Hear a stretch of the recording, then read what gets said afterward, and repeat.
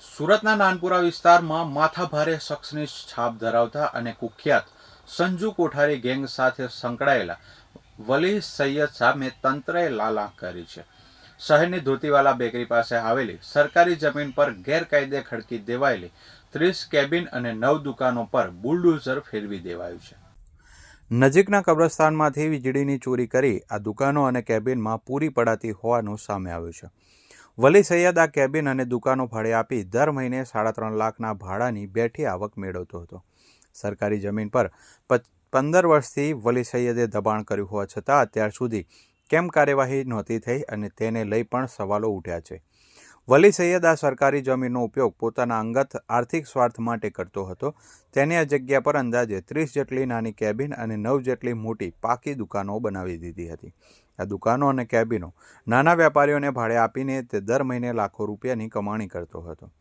આર્થિક લાભ મેળવવા માટે તેને સરકારી મિલકત પર પોતાનું વર્ચસ્વ જમાવ્યું હતું અને પોલીસ તપાસમાં બહાર આવ્યું છે કે ગરીબ અને મધ્યમ વર્ગના વેપારીઓ પાસેથી તે વર્ષોથી ગેરકાયદેસર રીતે નાણાંની વસૂલાત કરી રહ્યો હતો.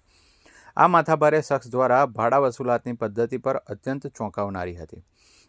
દરેક નાની કેબિન દીઠ તે વેપારીઓ પાસેથી દર મહિને 8,000 રૂપિયા વસૂલતો હતો, જ્યારે મોટી અને પાકી દુકાનોનું ભાડું 13,000 રૂપિયા રાખવામાં આવ્યું હતું. આ રીતે 30 કેબિન અને 9 દુકાનો મળી કુલ 3,57,000 રૂપિયા જેવી માતબર રકમ દર મહિને ભાડા પેટે ખિસ્સામાં નાખતો હતો. સરકારી મિલકતનો ઉપયોગ કરીને અંગત તિજોરી ભરવાનું આ કૌભાંડ પોલીસની સતર્કતાને કારણે અંતે ખુલ્લું પડી ગયું છે. વલી સૈયદની ગુનાહિત પ્રવૃત્તિ માત્ર ગેરકાયદે બાંધકામ સુધી સીમિત નહોતી. તેણે બાજુમાં આવેલા કબ્રસ્તાનમાંથી ગેરકાયદેસર વીજ જોડાણ મેળવ્યું હતું. આ ચોરીની વીજળી તે પોતાની ગેરકાયદે દુકાનો અને કેબિનોમાં સપ્લાય કરતો હતો. આ રીતે તે વીજળીના બિલના પૈસા પણ બચાવતો હતો અને ભાડુઆતો પાસેથી પૂરેપૂરી રકમ વસૂલતો હતો. કબ્રસ્તાન જેવી પવિત્ર જગ્યાનો ઉપયોગ પણ તેણે પોતાના કાળા કારોબાર માટે કર્યો હોવાનું સામે આવતા લોકોમાં ભારે રોષ જોવા મળી રહ્યો છે અને તંત્ર પણ એક્શનમાં આવ્યું છે. ડીસીપી નિધિ ઠાકુરે આ મામલે માહિતી આપતા જણાવ્યું હતું કે વલી સૈયદ કુખ્યાત સંજુ કોઠારી ગેંગનો સક્રિય સભ્ય હોવાની પ્રાથમિક માહિતી મળી છે. તે લાંબા સમયથી આર્થિક લાભ ખાટવા માટે સરકારી જમીનો પર દબાણ ઊભું કરવાની પ્રવૃત્તિમાં સંડોવાયેલો હતો. હાલમાં તેની સામે જાહેરનામા ભંગની ફરિયાદ નોંધાઈ છે, પરંતુ પોલીસ તેની અન્ય ગુનાહિત કુંડળી પણ તપાસી રહી છે. તેની ક્રિમિનલ હિસ્ટ્રી અને અન્ય ગેંગ સાથેના સંબંધોની ઊંડાણપૂર્વક તપાસ શરૂ કરવામાં આવી છે, જેથી કાયદેસરના કડક પગલાં ભરી શકાય.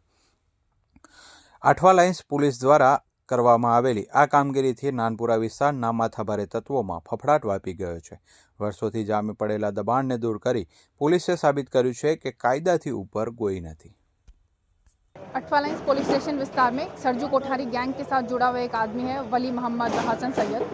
उसने सरकारी ज़मीन पर दबान करके कुछ 30 जितनी केबिन्स और 9 पक्का दुकानें बना करके लोगों से ये हफ्ते वसूलता था भाड़ा तरीके. और इसकी जैसे ही जान हुई एसएमसी के साथ हमने इसकी डिमोलिशन की कार्रवाई हाथ में ली है.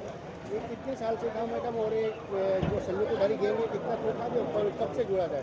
लगभग 8 से 10 साल से ये दबान करके भाड़े वसूल रहा था और सरजू कोठारी गैंग के खिलाफ सूरत पुलिस शुरू से ही एक्शन ले रही है और एक्सटॉर्शन वगैरह में वो संकलित था और उसके खिलाफ आगे भी तड़ीपार की कार्रवाई हो चुकी है.